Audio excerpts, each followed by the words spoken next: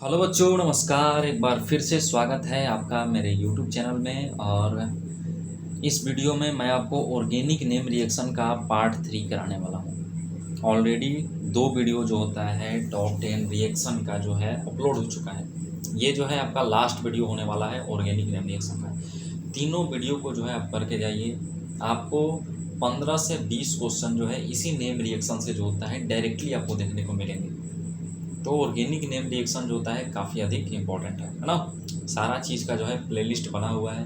Physics का अलग है, केमिस्ट्री का अलग है, बायो का अलग है, और टॉप कंटेंट जो आपको मिल रहा है उसका भी प्लेलिस्ट अलग है। तो हर चीज़ का प्लेलिस्ट बना है, वहाँ से जाइए आप वीडियो देख कर एग्ज़ाम के लिए आप फ़ायदा उठा सकते हैं। तो चलिए ऑर्गेनिक नेम रिएक्शन में आगे हम लोग कंटिन्यू करते हैं। अगला जो हमारा नेम रिएक्शन है वह है Hopman bromide degradation reaction. Hopman bromide degradation, इसमें क्या होता है कि प्राइमरी अमाइन का जो होता है प्रिपरेशन किया जाता है ना। होपमैन ब्रोमाइड डिग्रेडेशन रिएक्शन में प्राइमरी अमाइन का प्रिपरेशन हम लोग अमाइड से करते हैं। ये देखिए, ये जो ग्रुप जो आप देख रहे हैं C++NH2, इसको क्या बोलते हैं? अमाइड। तो अमाइड से जो होता है प्राइमरी अमाइन बनाने का तरीका जो होता है किसके थ्रू? NaOH सोडियम हाइड्रोक्साइड लेते हैं, या फिर पोटेशियम हाइड्रोक्साइड लीजिए किसके प्रेजेंस में? ब्रोमीन के प्रेजेंस में। तो इसी को हम लोग बोलते हैं होपमैन ब्रोमाइड डिग्रेडेशन रिएक्शन। अब प्राइमरी सेकेंडरी टर्शियरी अमाइन आपको पहचानने आना चाहिए। जैसे मान लीजिए, अगर अमाइन जो होता है, अमाइन में जो नाइट्रोजन है वो डायरेक्टली एक कार्बन से जुड़ा है तो ये क्या हो जाएगा? प्राइमरी। अगर 2 कार्बन से जुड़ा है ना, जैसे यहाँ पर आप देखिए, ये नाइट्रोजन जो होता है, ये वाला बीच वाला नाइट्रोजन डायरेक्टली 2 कार्बन से, एक इधर एक इधर, तो इसको बोलेंगे सेकेंडरी। और अगर नाइट्रोजन जो है वो 3 कार्बन से जुड़ा है तो इसको हम लोग बोलते हैं टर्शियरी अमाइन। तो प्राइमरी सेकेंडरी टर्शियरी अमाइन जो होता है आपको पहचानने आना चाहिए।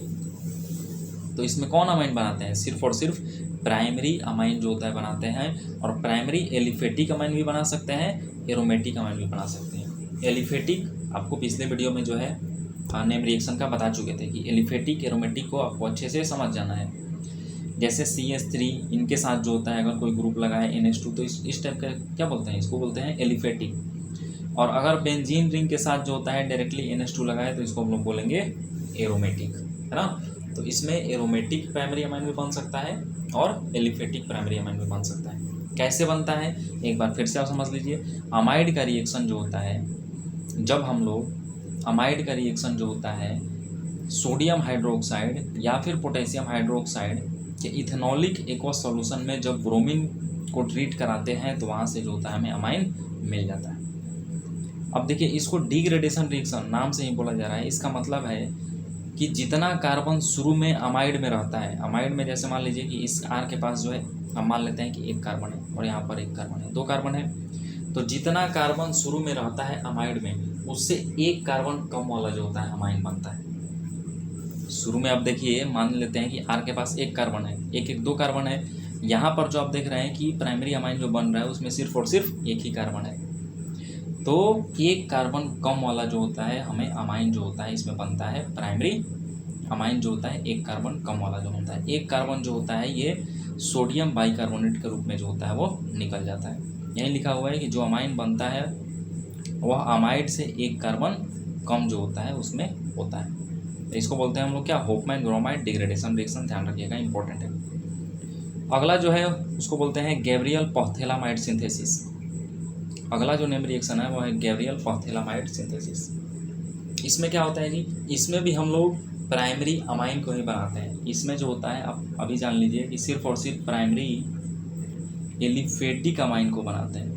एलिफेटिक अमाइन को, प्राइमरी अमाइन आपको पहचानने ना चाहिए ना। सिर्फ और सिर्फ प्राइमरी और कैसा एलिफेटिक अमाइन, एरोमेटिक अमाइन नहीं बना सकते हैं। जबकि आप पिछले रिएक्शन में देखिए होपमैन ब्रोमाइड डिग्रेडेशन रिएक्शन में कि एलिफेटिक और एरोमेटिक दोनों बनाया जाता था। तो इस बात को आपको अच्छे से ध्यान रखना है। देखिए कैसे बनाया जाता है। तो सबसे पहले पथेलीमाइड लिया जाता है। ये जो आप देख रहे हैं ये स्ट्रक्चर, इसको बोलते हैं हम लोग पथेलीमाइड। पथेलीमाइड का रिएक्शन सबसे पहले इथेनॉलिक पोटेशियम हाइड्रोक्साइड के साथ कराते हैं तो एक सॉल्ट मिलता है। उस सॉल्ट को बोलते हैं पोटेशियम साल्ट ऑफ पथेलामाइड, है ना। पथेलामाइड का जो है पोटेशियम साल्ट जो है सबसे पहले मिलेगा ना। मेनली क्या होता है, यहाँ से के से ब्रेक करेगा के प्लस और OH माइनस हो जाएगा, ये वाला जाके जो होता है इससे जुड़ जाएगा और यहाँ से जो होता है वाटर निकल जाएगा। तो यहाँ पर जो होता है आपको एक सॉल्ट जो होता है देखने को मिलेगा, इसको बोलते हैं potassium salt of पथेलामाइड।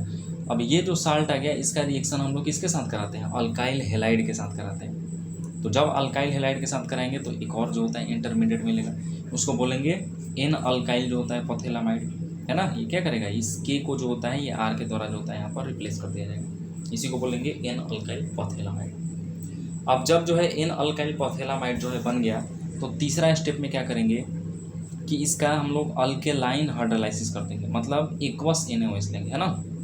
Aqueous NaOH लेंगे, उसी को बोलेंगे कि अल्कलाइन हाइड्रोलाइसिस करा देंगे। तो यहाँ से जो होता है ये बॉन्ड जो होता है ये वाला कार्बन नाइट्रोजन के बीच में जो दोनों बॉन्ड है ये बॉन्ड जो होता है टूट के यहाँ से जो होता है अमाइन अलग हो जाता है और यहाँ पर जो बनाना था हमें प्राइमरी अमाइन वो मिल चुका है। तो इसमें सिर्फ और सिर्फ जो होता है आपको ध्यान रखना है कि क्या बनता है, प्राइमरी एलिफेटिक अमाइन, है ना, बहुत इंपॉर्टेंट है, ध्यान रखना। ये सारा जो आप रिएक्शन देखिए स्टेप 1 स्टेप 2 स्टेप 3 ये सारा जो है एक साथ आप देख लीजिए। यहाँ पर ये NCERT का है कि सबसे पहले पथेलामाइड में क्या किए, पोटेशियम हाइड्रोक्साइड के साथ रिएक्शन करा के पोटेशियम साल्ट बनाए, है ना, पोटेशियम साल्ट पथेलामाइड का बनाए।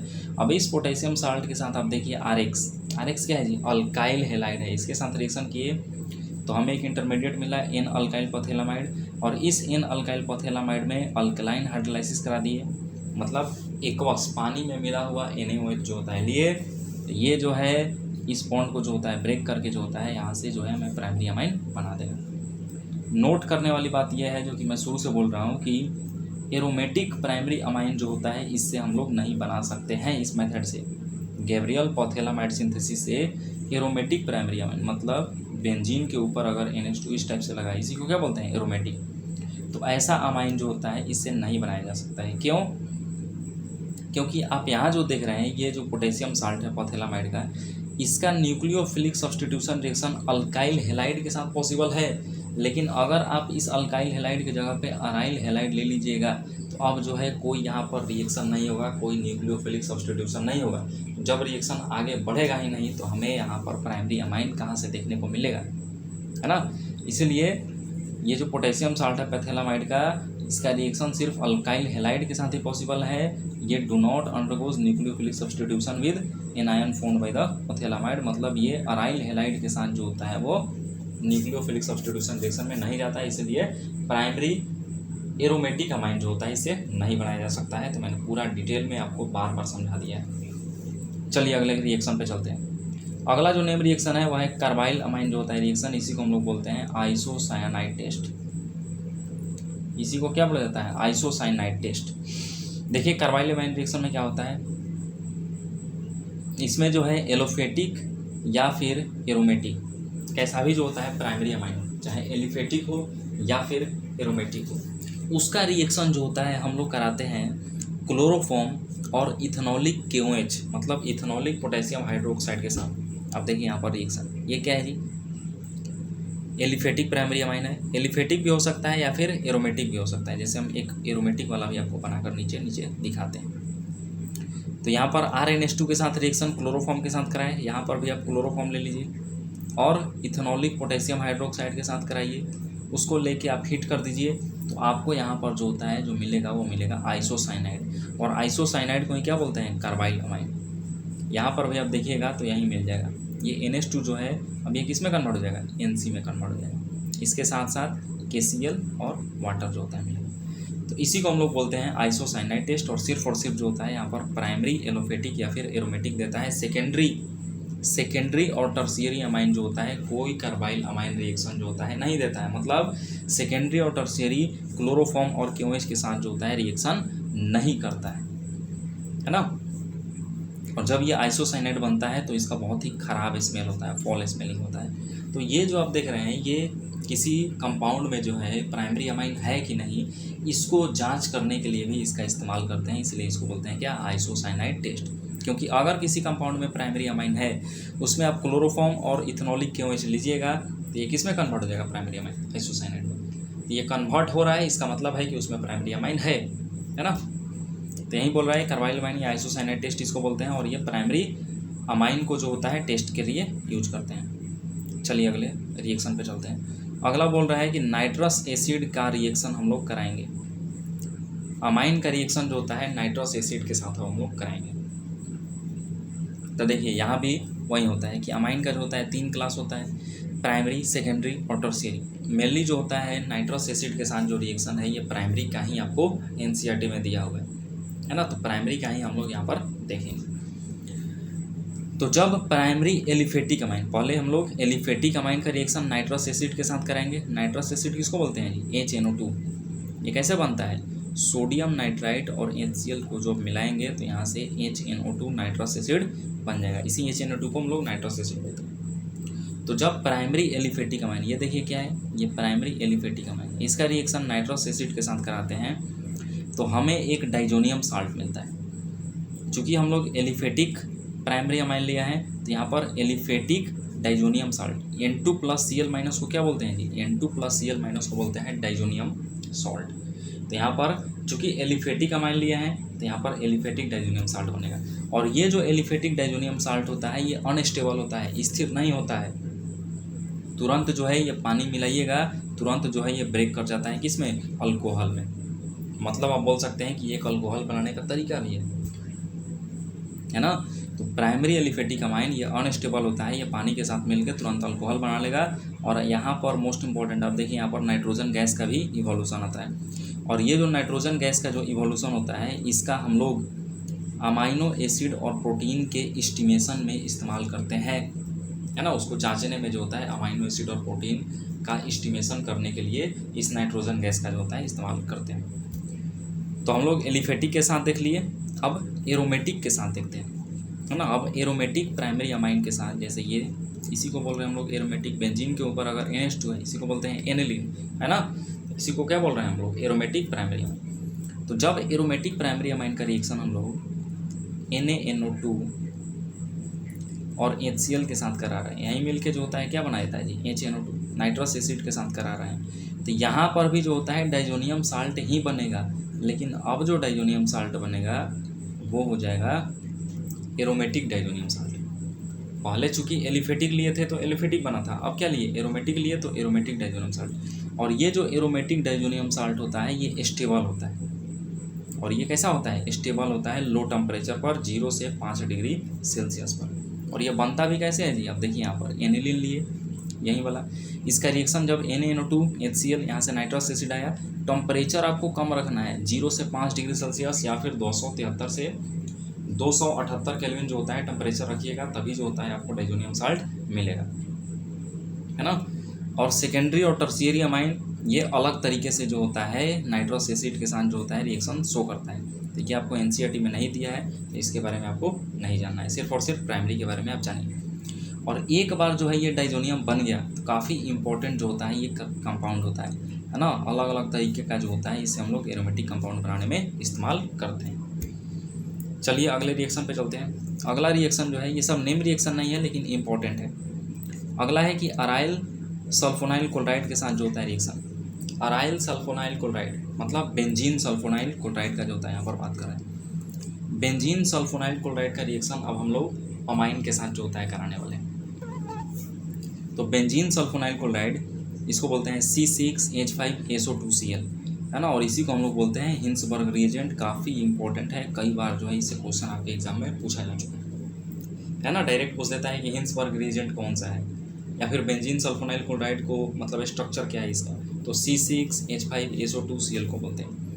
और ये जो हिंसबर्ग रिएजेंट होता है ये प्राइमरी, सेकेंडरी और टर्शियरी अमाइन को जो होता है पहचानने का काम करता है।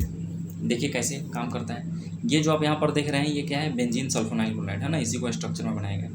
जब ये प्राइमरी अमाइन के साथ जो होता है मिलता है तो आप यहाँ से देखिए HCl जो होता है निकाल दीजिए और इन दोनों को जोड़ दीजिए, इन दोनों को जोड़ दीजिए HCl निकालने के बाद।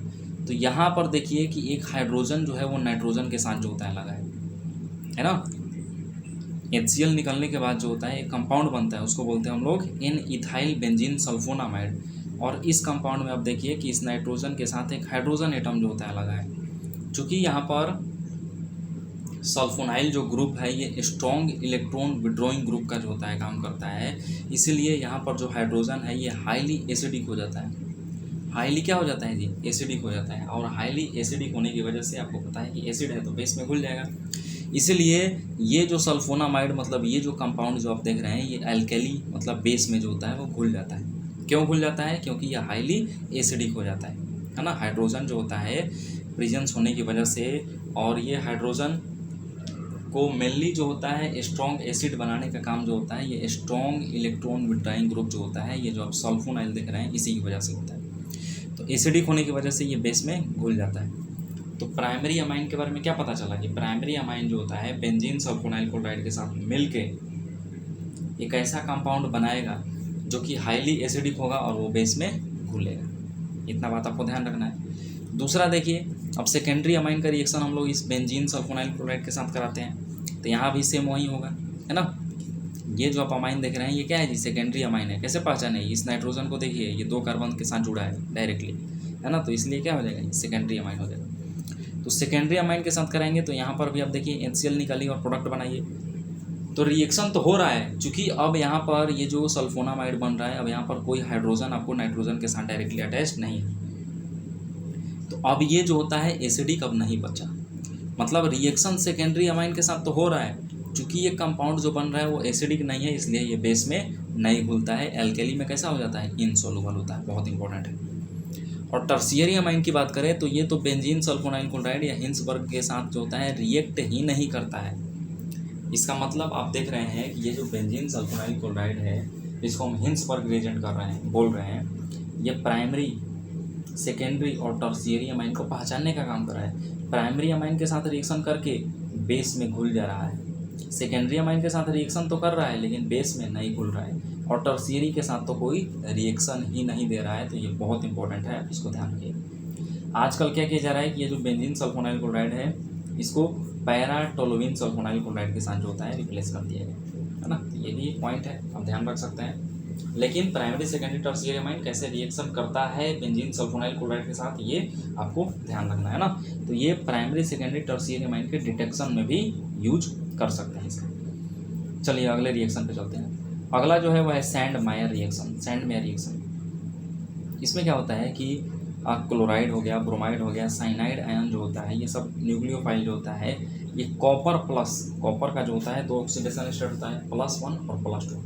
तो कॉपर प्लस आयन के प्रेजेंस में ये बेंजीन के ऊपर जो होता है आसानी से इंट्रोड्यूस हो जाता है। नॉर्मली अगर आप बेंजीन के ऊपर Cl या Br को इंट्रोड्यूस कीजिएगा तो ये आसानी से इंट्रोड्यूस नहीं होता है। लेकिन एक बार अगर आप डाइजोनियम बना लिए, जैसे ये देखिए, ये क्या है, ये जो आप देख रहे हैं ये डाइजोनियम है ना, N2+Cl-, एरोमेटिक डाइजोनियम सॉल्ट है, इसको हम लोग बोल सकते हैं बेंजीन डाइजोनियम क्लोराइड। एक बार अगर आप डाइजोनियम जो है बना लिए तो अब आप रिएक्शन जो होता है आप क्यूप्रस क्लोराइड HCl के साथ कराइए। आप डायरेक्ट जो होता है इस डाइजोनियम ग्रुप को जो होता है रिप्लेस करके यहाँ पर क्या लगा देगा, Cl लगा देगा। वैसे ही आप Cu2 मतलब क्यूप्रस ब्रोमाइड और HBr के साथ कराइएगा तो यहाँ पर देखिए Br को इंट्रोड्यूस कर देगा। CuCl वैसे ही आप क्यूप्रस साइनाइड ले लीजिए और KCl ले लीजिए, तो ये जो होता है इस डाइजोनियम ग्रुप को जो होता है रिप्लेस करके यहाँ पर क्या लगा देगा, Cl लगा देगा, साइनोबेंजीन जो होता है बना देगा। तो ये जो है मतलब एक बार अगर आप डाइजोनियम बना लिए तो आसानी से जो होता है क्लोरीन, ब्रोमीन और साइनाइड आयन को बेंजीन रिंग के ऊपर इंट्रोड्यूस कर सकते हैं। किसके प्रेजेंस में, क्यूप्रस आयन के प्रेजेंस में, कॉपर प्लस आयन के प्रेजेंस में। इसी को हम लोग बोलते हैं सैंड मायर रिएक्शन। अगला जो है वह है गटरमान रिएक्शन। गटरमान रिएक्शन में क्या होता है जी, सेम वैसा ही है जो सैंड मायर रिएक्शन। देखिए आप यहाँ पर भी जो होता है, देखिए ये डाइजोनियम बना लिए। डाइजोनियम आप सीख चुके हैं कैसे बनता है ना। प्राइमरी अमाइन में जो होता है, प्राइमरी एरोमेटिक अमाइन में जब हम लोग नाइट्रस एसिड के साथ और 0 से 5 डिग्री सेल्सियस लेते हैं तो डाइजोनियम साल्ट जो होता है बन जाता है। एक बार डाइजोनियम साल्ट जो होता है बन गया तो अब यहाँ पर रिएजेंट अलग लेंगे। अब यहाँ पर पाउडर लेंगे, कॉपर का जो होता है ये पाउडर फॉर्म लेंगे, कॉपर पाउडर लेंगे और HCl लीजिएगा तो यहाँ पर साइनो क्लोरोबेंजीन जो होता है बन जाएगा। और एक बार कॉपर पाउडर लेके आप HBr लीजिएगा तो इस डाइजोनियम ग्रुप को हटा के जो होता है यहाँ पर Br लगा देगा तो ब्रोमोबेंजीन जो होता है बन जाएगा। इसी को हम लोग बोलते हैं गटरमान रिएक्शन, है ना। गटरमान रिएक्शन में क्या यूज़ करते हैं, कॉपर पाउडर का इस्तेमाल करते हैं, जबकि सैंड में रिएक्शन में आप देखें कि यहाँ पर कॉपर प्लस आयन का जो होता है इस्तेमाल किया जाता है। मोस्ट इंपॉर्टेंट है, ध्यान रखिएगा। एक और चीज़ आप ध्यान रखिए कि गटरमान रिएक्शन से सिर्फ और सिर्फ क्लोरोबेंजीन और ब्रोमोबेंजीन बन सकता है, जबकि सैंडमेयर रिएक्शन में आप देखिए कि क्लोरो, ब्रोमो और साइनोबेंजीन भी बनता है। एक और चीज़ आप ध्यान रख सकते हैं कि सैंडमेयर रिएक्शन से जो हम लोग क्लोरोबेंजीन और ब्रोमोबेंजीन जो होता है बनाते हैं,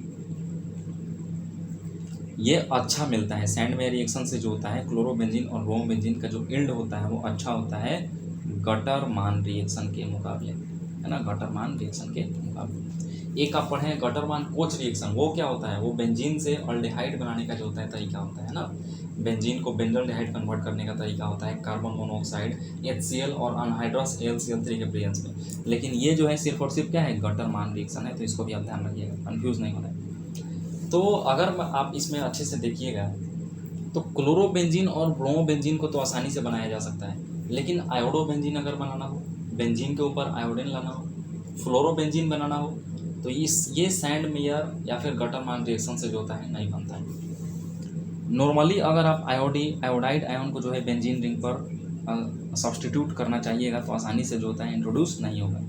लेकिन एक बार अगर आप डाइजोनियम साल्ट बना लीजिए, ये क्या है जी, ArN2+Cl-, ये बेंजीन डाइजोनियम क्लोराइड, इसका रिएक्शन आप पोटेशियम आयोडाइड के साथ लेकर आप गर्म कर दीजिए, डायरेक्ट जो है बेंजीन के ऊपर जो होता है आयोडीन आके सब्सटीट्यूट हो जाए, है ना। लेकिन इसको हम लोग गटरमान या सैंडमेयर रिएक्शन नहीं बोलते हैं, ये अलग है, इसका नाम जो है कुछ नहीं है, नाम नहीं दिया हुआ है।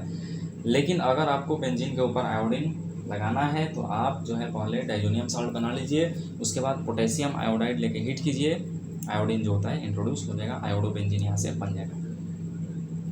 तो क्लोरो ब्रोमो आयोडो तो बना लिए, अब फ्लोरो बनाना होगा तो फ्लोरो बनाने के लिए उसका नाम हो जाता है बाल्ज-सिएमान रिएक्शन, है ना, इसका जो है नाम है बाल्ज-सिएमान जो होता है रिएक्शन। तो ये भी जो है ऐसा ही बनता है।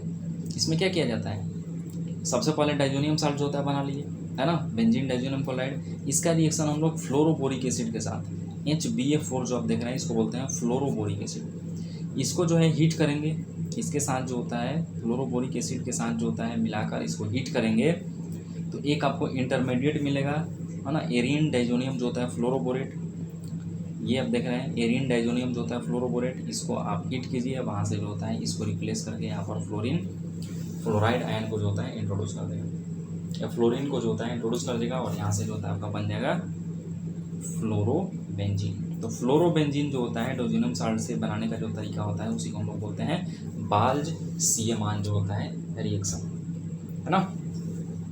तो काफ़ी इंपॉर्टेंट है, सबको जो होता है आपको ध्यान रखना है। तो ये रहा आपका जो होता है टॉप 10 जो होता है ऑर्गेनिक नेम रिएक्शन, और 3 वीडियो हम आपके लिए नेम रिएक्शन का लाए, तीनों जो है इंपॉर्टेंट है, आप उसको करके जाइए। डायरेक्टली आपको इससे क्वेश्चन आता है ना, डायरेक्टली दे देगा, पूछेगा कौन सा जो होता है नेम रिएक्शन है, तो आपको बेनिफिट जो होता है होगा। और ऐसे ही धमाकेदार वीडियो में एक बार फिर से हम मिलेंगे आपके साथ। That's all, thank you so much.